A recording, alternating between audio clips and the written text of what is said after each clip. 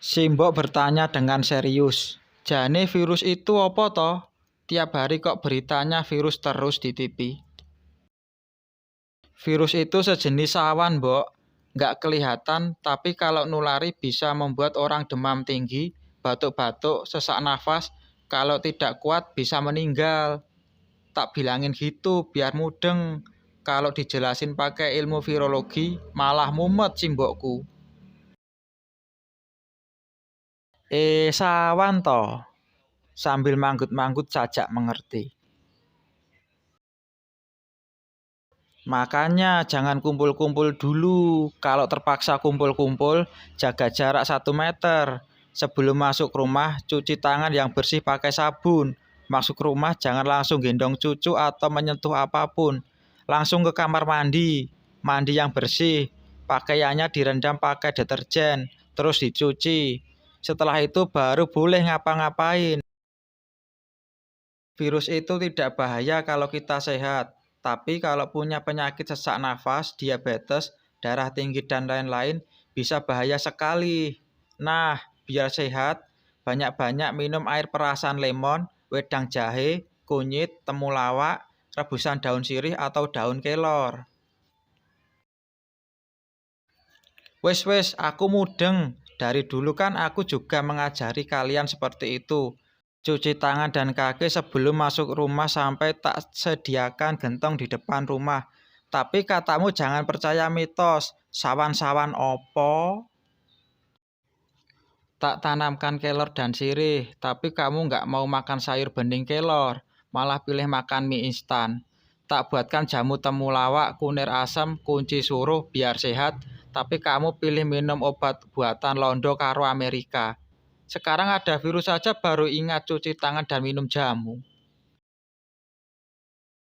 Iya mbok. Sambil mengingat suruhan simbok pas kecil dulu. Orang tua zaman dulu itu walaupun bodoh, tapi nggak ngawur. Mereka itu pakai ilmu titen. Kalau sekarang namanya penelitian itu loh. Dititeni, misalnya, kenapa kok kalau ada orang meninggal, anak-anak sering panas demam?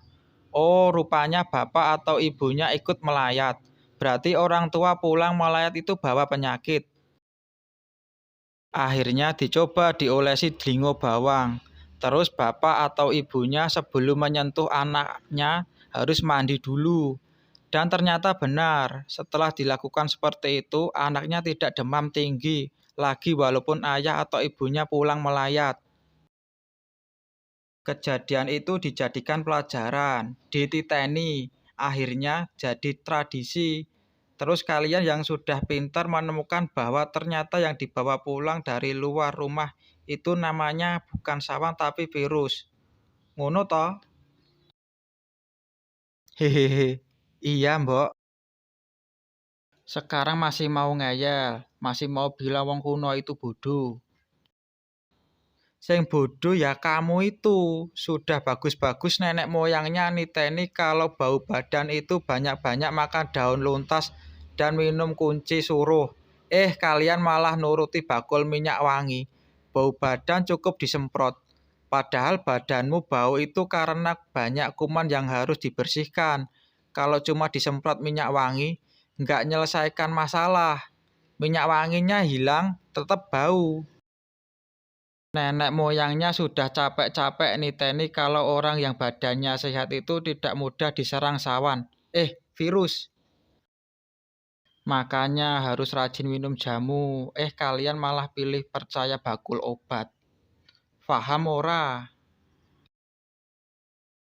Ampun, Mbok. Wis paham, Mbok. Paham. Anakmu ngaku salah.